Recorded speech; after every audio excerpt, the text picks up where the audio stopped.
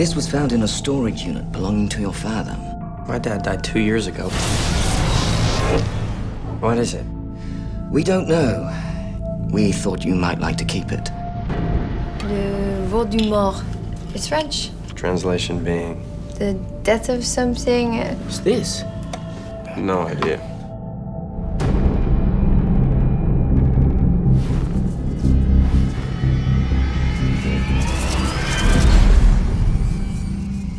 Creepy.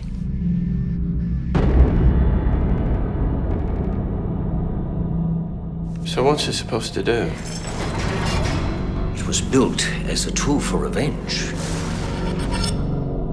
The voodoo death is real.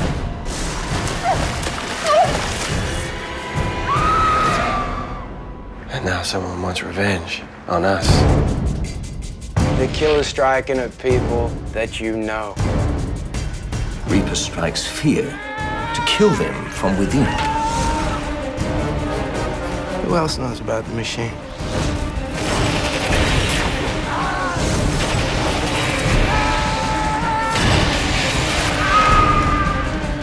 Never trust anyone.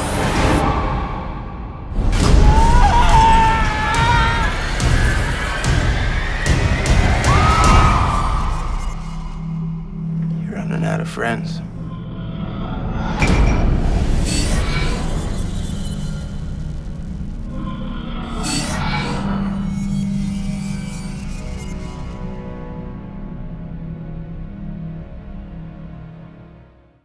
Now we are joined by John Soto, the director of Needle.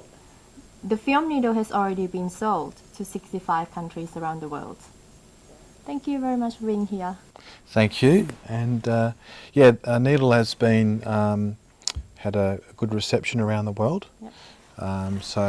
We've had the fortune of selling the film to Lionsgate in North America, or for North America, and a bunch of other territories, UK and Japan and France and those sort of countries, which is pretty exciting for us.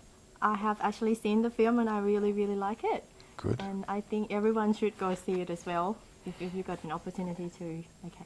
And is filmmaking has always been a passion since you were really young? Yes, but I think, ultimately it's about storytelling.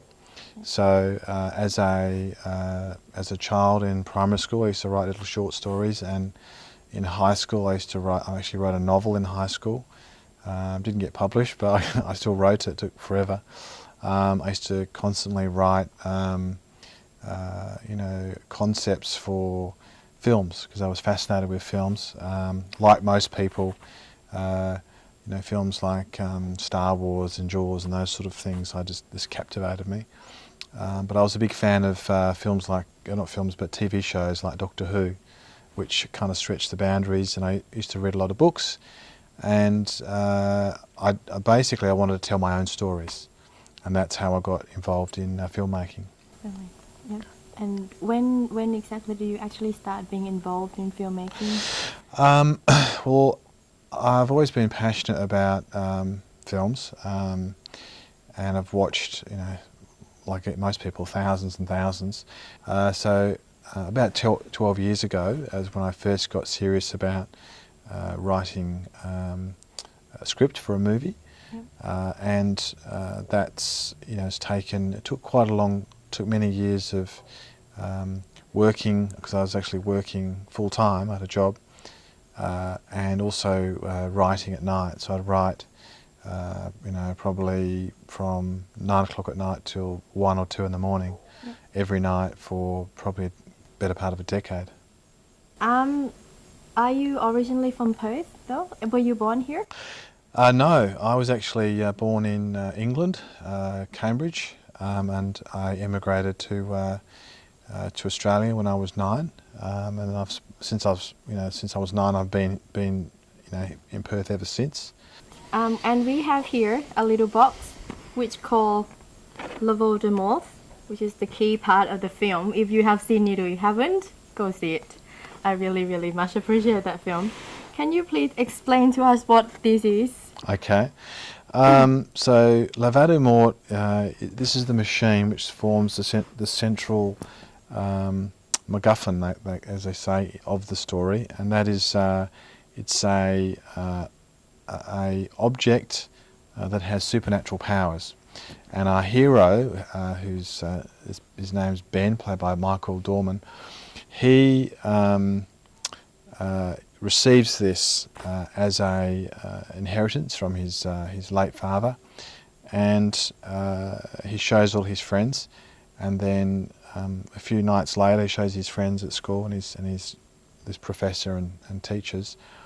A few nights later it goes missing, and then one by one his friends start being knocked off. Yeah. So it's Needle is it's a horror film, but it's a murder mystery, and the powers of this supernatural device here are central to that. Of course. What I really, really liked about the story, though, to my personal experience, anyways, I think the bonding that's actually built upon the two brothers. Yeah. I really not want to give this away to the audiences, but it's really, really beautiful as though, because they started off being apart, and Yeah. throughout the story they're bonding, so that's really, really sweet. And I think a lot of horror films don't really consider the fact that there is some hardline that can go into it, and I think I really appreciate that a lot. That's great. Yeah, no, that's obviously that was intentional. So, but yeah, a lot of horror films are, they can be kind of relentlessly violent, and they kind of shallow, and there's not much backstory with the characters. Yeah. So we deliberately, my co-writer and I, Anthony Egan, we made sure that each of the characters had an arc, in particular the two central protagonists, Ben and Marcus. And, we thought it would be good to see them come together. You have both the characters are estranged, they're apart from one another, and then during the course of the film, the events that unfold with the machine cause their relationship to overcome its past problems, and then they're together, and they get back together as two brothers. Did you find it as a challenge? Because it seems to have that seemed to be a lot of horror films, thriller and things, a lot of the story, a lot of type of story out there, and it seemed to be stereotyped in certain way. Did you find it difficult to find a story to based on? Oh no, it's very difficult to make a film that's totally fresh, which is why, we decided to look at the, voodoo, and use voodoo with the machine, and the machine harnesses voodoo, so that's totally fresh, no one's done that. At the same time, you've got what I call conventions, so horror conventions, which is that, for instance, in a horror film, all the characters don't burst out into song halfway through the film. In a horror film, characters are going to die. Yeah. In a horror film, you're going to have certain characters or archetypes that exist in the film, and you're going to have the protagonist, the antagonist. You're obviously going to have the trickster type character. So all those characters are kind of conventional, and if you don't include those sort of characters, the horror fans don't like the film. Yeah. So what you got to do is then you make sure you have those characters in the film, you stick by the conventions, but you twist them all so they're different and fresh. So for instance, Michael Dorman, who plays Ben isn't, because what I find annoying in a lot of the American movies is that the protagonist is like some sort of superhero, and he instantly he's a black belt in 6 types of martial arts, and he always solves the problems, and he has a beautiful girlfriend. And I thought, well, and knows what to do. And I thought, no, well, let's make it different. Let's have a character that doesn't know what's going on. He doesn't have a clue. And then his brother, he's equally clueless. And there was a temptation to have the brother as a cop. And we decided to not do that because, again, if he's a cop, he's going to have access to other, to police equipment and all that sort of stuff. And so we thought, with each of the characters, we've made them different. I think a lot of people have responded to that. Okay. So can we go back to this a little bit more in regard to story? Because this is the a creation Yes. that was actually invented by you, basically. Yeah. Yes. Yeah. So it wasn't anything real. Did you have No. to do much research? We in did, yeah. regards to, yeah. Well, the first thing we had to look at was we actually sat down and said we wanted to create like an ultimate murder mystery, and then use that to as like a central premise for a film, an ultimate murder mystery where the killer leaves no evidence, and in fact the killer can knock someone off from a different location. So, you know, after enormous amounts of research, we realised the way to go would be to use voodoo, because voodoo uses that, and no one had used voodoo in a feature film for a very long time. There's a film a while ago, I think about 10, 15 years ago, The Serpent and the Rainbow, and that used voodoo, but nothing really since. And coincidentally, I've just noticed there are a couple of films that have suddenly popped up that are using voodoo, so we may have actually reignited the interest in it. So by having voodoo and having using the machine to knock off the characters, we had to make it plausible, and I wasn't keen on having like the West Indian style of voodoo, which is little cloth dolls, and so we wanted to make it kind of cool and kind of, I call it retro tech. So we looked at, we ended up doing any research into machines and machinery, and looked at illusionists and magicians in the 17th and 18th century, and that's when we basically came up with the idea of a machine that used voodoo, harnesses supernatural